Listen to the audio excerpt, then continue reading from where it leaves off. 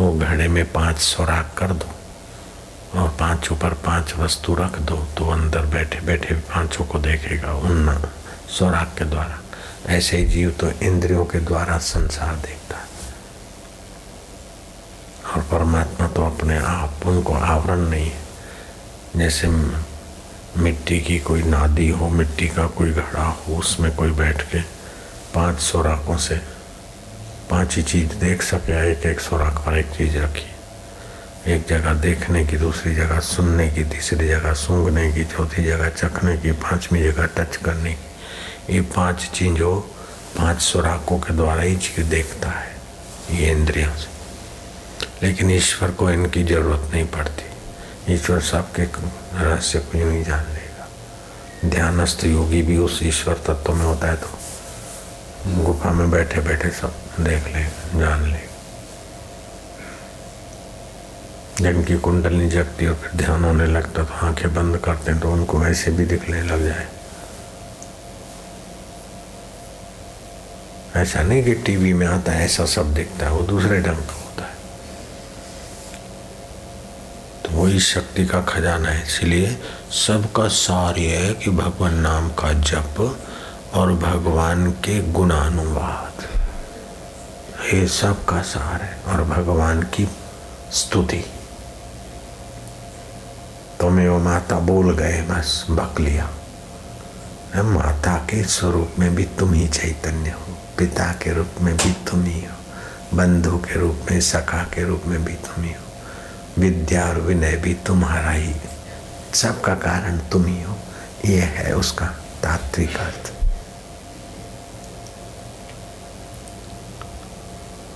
तो भगवान की स्तुति, जैसे विष्णु भगवान की स्तुति है और संतों ने गाई, ब्रह्मा जी ने गाई, कई स्तुतियां भागवत में है।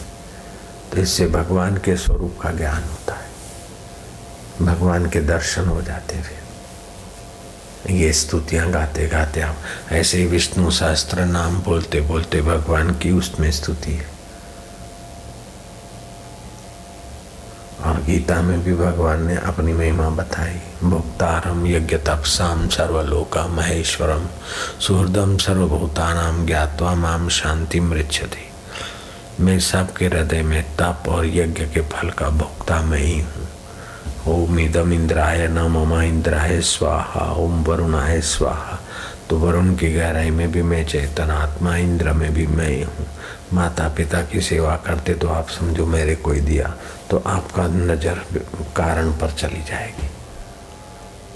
माता पिता का शरीर इंद्र की आकृति है, तो बोले एक जगह पर लोग यज्ञ कर रहे हैं, ऐसी हजारों जगह पर धरती पे यज्ञ होते। उसी समय पर्व के दिन ओम इंद्राय स्वाहा, ओम इंद्राय स्वाहा। तो इंद्र किसके किसकी वो आप लेगा आहुति। बोले जितने लोग कर रहे हैं और इंद्र के निमित्त कर रहे हैं, उतने ही अंतःकरण में वो परमात्मा उनका स्वीकार भी कर रहा है। ऐसा नहीं कि चित्रगुप्त सभी आदमी का मोर पंख से चौपड़े में लिख रहा है, तो सभी आदमी एक समय पे कई काम करते हैं और सभी का कैसे लिखेगा।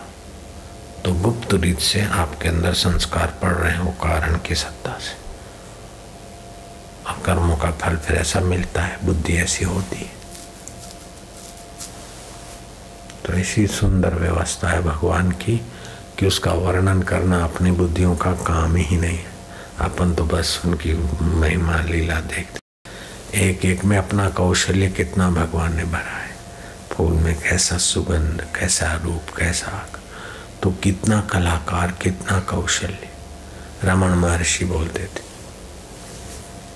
कि किसी व्यक्ति की बड़ी प्रसिद्धि थी,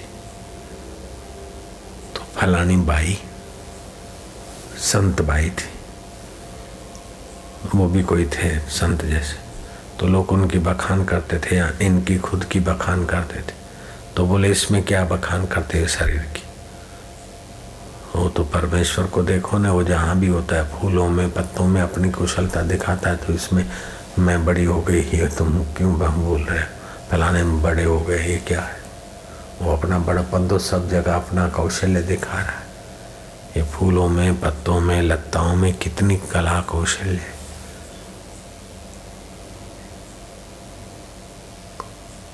में कैसी अकल है?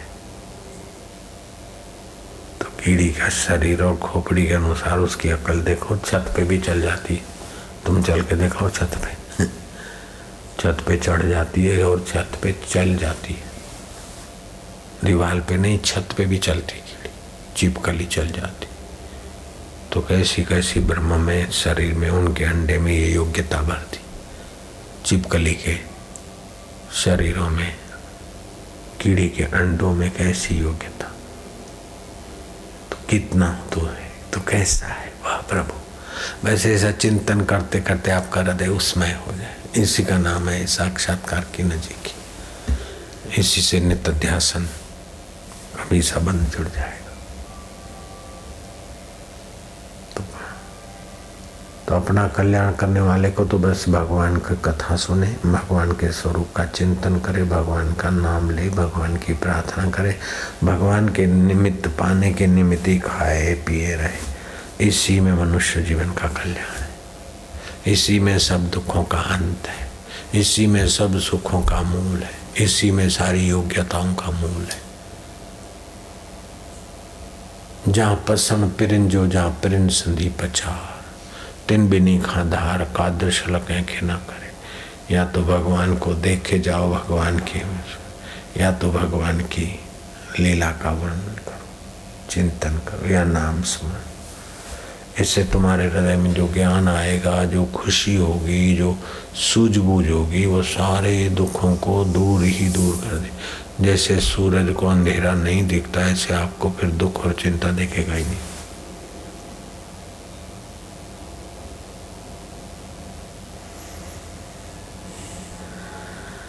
अब देखिएगा व्यवहार काल में तो जैसे पानी में लकीर, ऐसा हो गया, ऐसा हो गया। अच्छा, और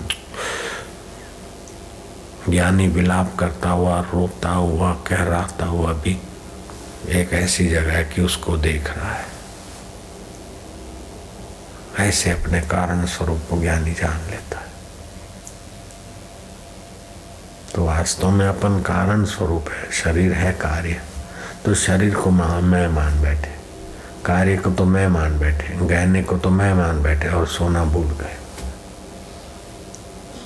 एक आदमी गया,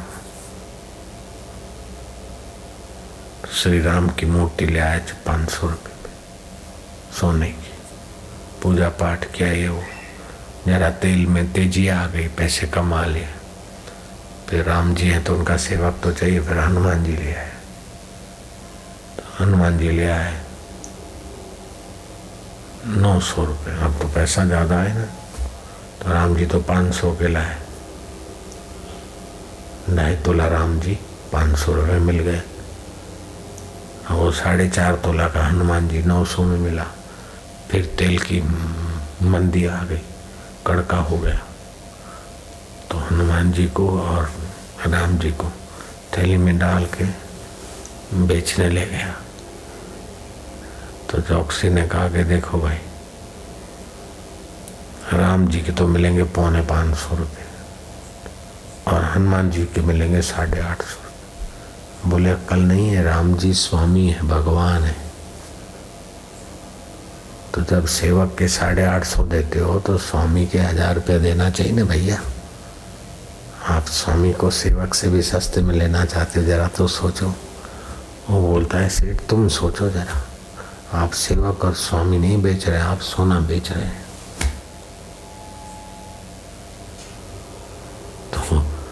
तो सोने की नजर सोने पे है, अर्थात कारण पर है, और भक्त की नजर कार्य पर है।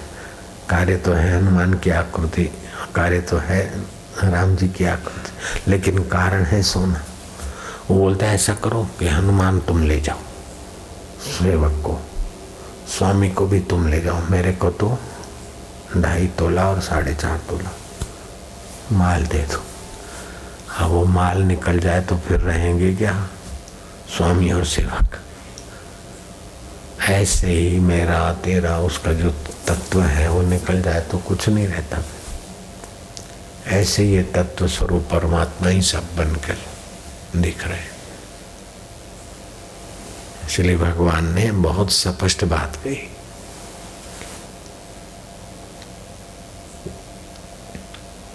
सत असत्या अहम अर्जुन।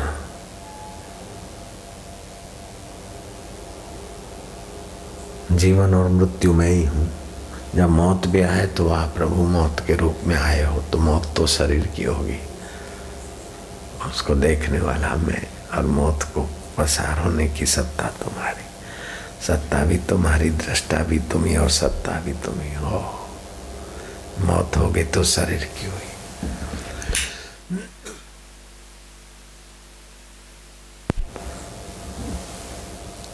तो मौत तो आएगी, लेकिन कारण में चिंतन करो तो मौत शरीर की हुई।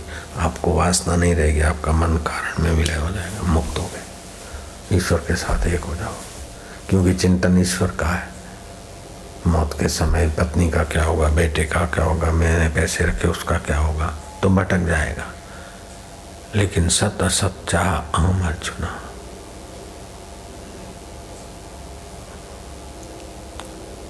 विष और अमृत में ही हूँ। यार तू मौत बन के आया, भाला बन के आया, लेकिन मुझे धोखा नहीं दे सकता। भाला भी तेरी सत्ता है, लबोकने वाला भी तू, और भुकवाता तू ही। तेरी लीला है, तेरा खेल।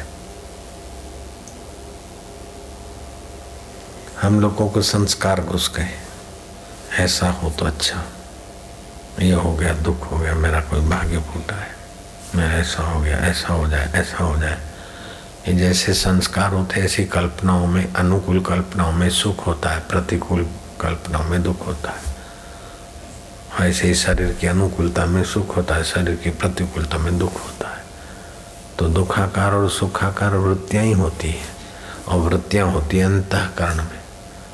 तो अंतःकरण है कार्य प्रकृति का, लेकिन अंतःकरण को मूल सत्ता दृष्टा है कारण। तो लहरियां और बुलबुलें है कार्य, पानी है कारण। अरे भाग्य फूटा, मैं तो बड़ा दुखी, कहाँ तो राजपाट और कहाँ दर दर की ठोकर खाने को जंगल में जाना पड़ता है। अरे फलाने ने टूना टोटका कर दिया, तो राम जी से किसने टूना टोटका कर दिया? प्रतिकूलता तो श्री रामा अवतार में इतनी आई, कृष्ण अवतार में आई, शिव जी के यहाँ भी आता रहता है, लेकिन वो दुखी नहीं होते, क्योंकि उनकी निगाह कारण में अपने को तो इतनी अनुकूलता है जितनी राम जी को नहीं थी। पहले के जमाने में राजे महाराजे को इतनी सुविधा नहीं थी जितनी आजकल चपरासी को है। एक कड़के लुखे को जितनी सुविधा है उतनी पहले राजाओं को नहीं थी। लुखा कड़का भी चलता जाता है, और ट्रांजिटर साथ में लेकर गाने बजाने शुरू, और निकाले 5-10 रुपये और आइसक्रीम खा ली, 2 रुपये दिए और डबल भाड़ा बस में बैठने का मजा लिया। पहले तो राजाओं को धूल चाटते चाटते रथ में जाना पड़ता था, और बर्फ़ खाना हो या आइसक्रीम खाना हो तो हिमालय से खच्चर बर्फ़ लावे तब बर्फ़ बने, कुछ बने बर्फ़ की वैरायटी। गाना बजाना सुनना हो तो नर्तकियों की धूल पैरों की चाटनी पड़ती थी। इतनी सुविधा होने के बाद भी आज आदमी उतना सुखी नहीं।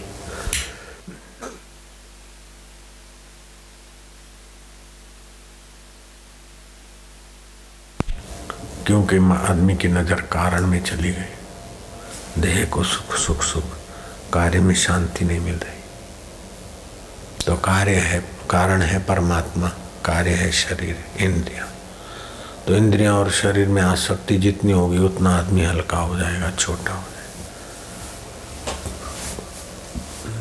तो ध्यान क्या है कि इंद्रियों से और शरीर से ऊपर के आत्मा में, कारण में टिकने का। ओम शांति, ओम शांति।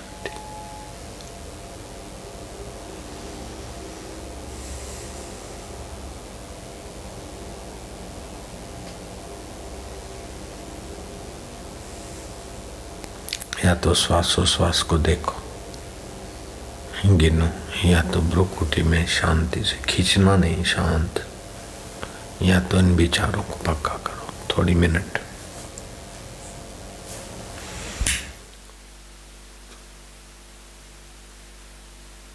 ओम ओम देवता रूप देवताभ्यो नमः।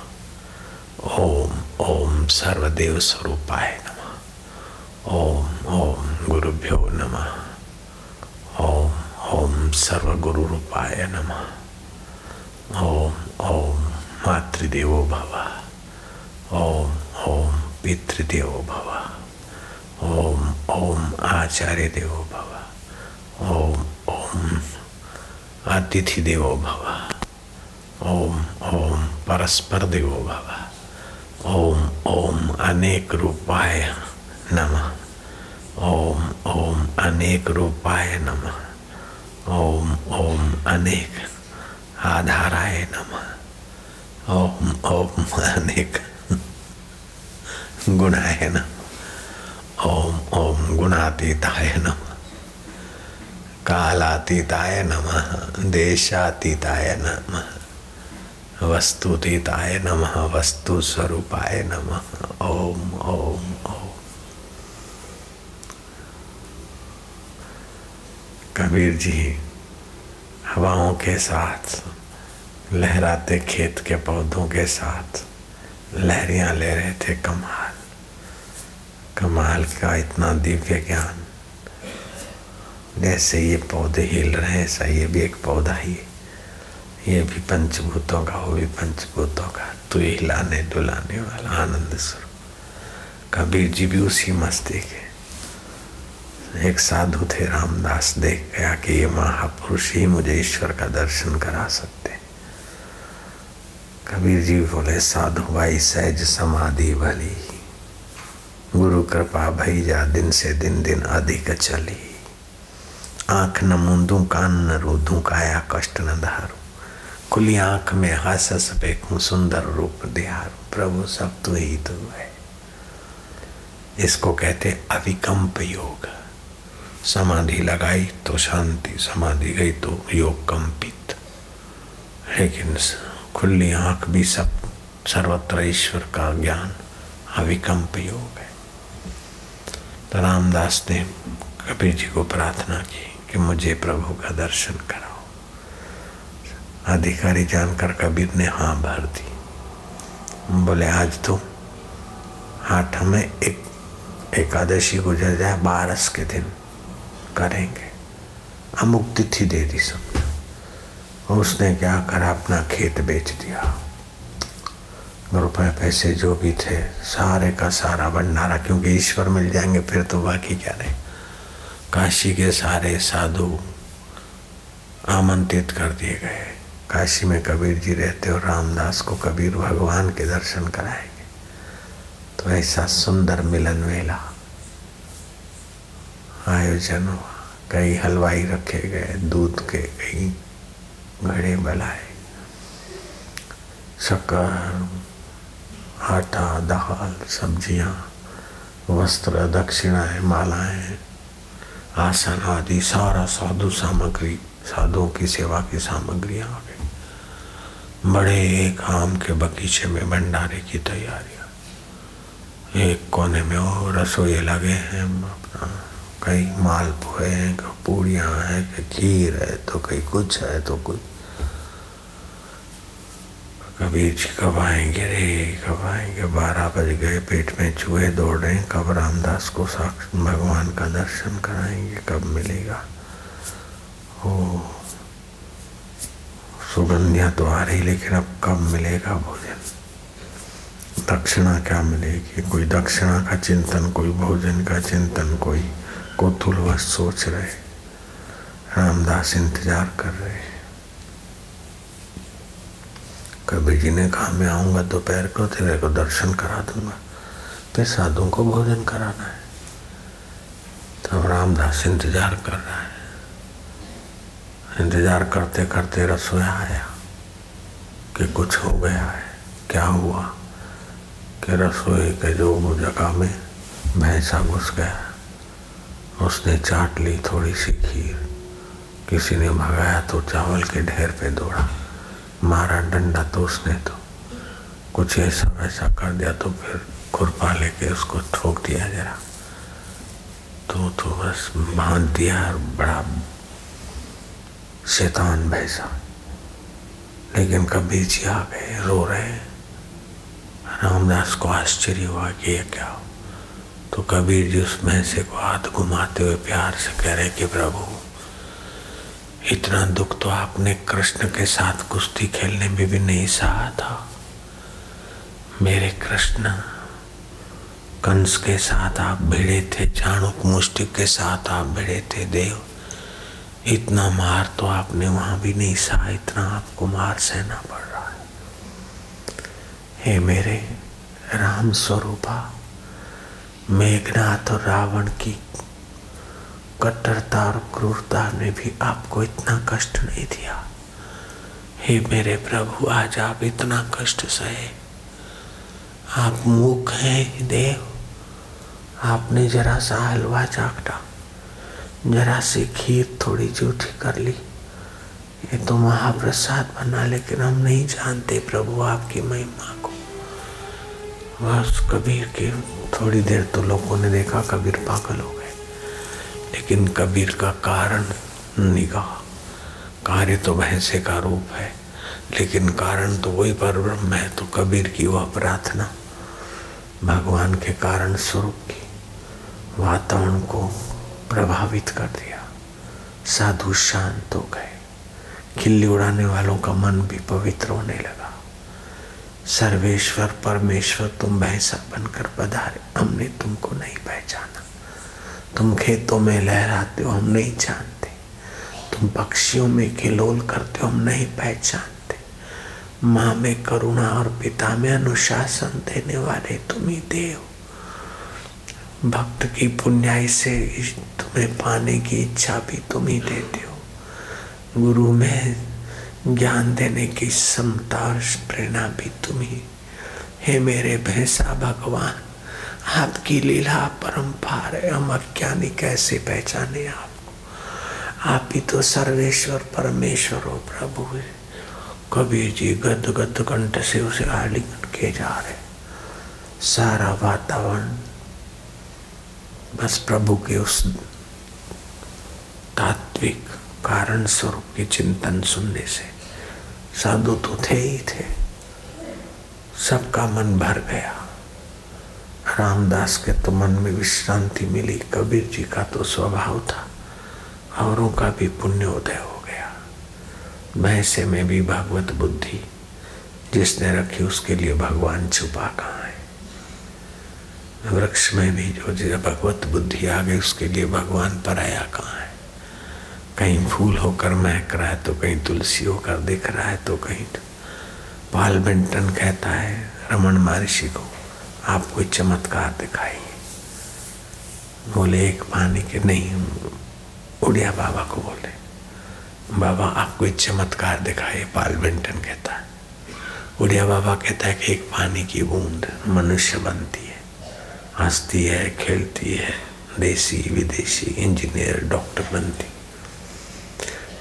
एक पानी की पिता की बूंद माँ के गर्भ में रहती और फिर मनुष्य बनती। इससे बड़ा चमत्कार क्या देखोगे। सारी सृष्टि चमत्कार है उस कारण स्वरूप ब्रह्मा की। और क्या जादूगरों का चमत्कार में और नया चमत्कार क्या देखो। मेरे गुरुजी ने मेरे को बताया कि सांप दूध पीता और विष बनता है, ये क्या कम चमत्कार है। माँ रोटी खाती और दूध बनता है, बच्चा है तो नहीं है तो बंद हो जाता है। बच्चे को अब दूध पीने का हक नहीं है तो दूध बंद हो जाता है। बच्चे के पहले भी दूध नहीं, बच्चे की योग्यता नहीं तो दूध नहीं। ये क्या कम व्यवस्था है चमत्कार।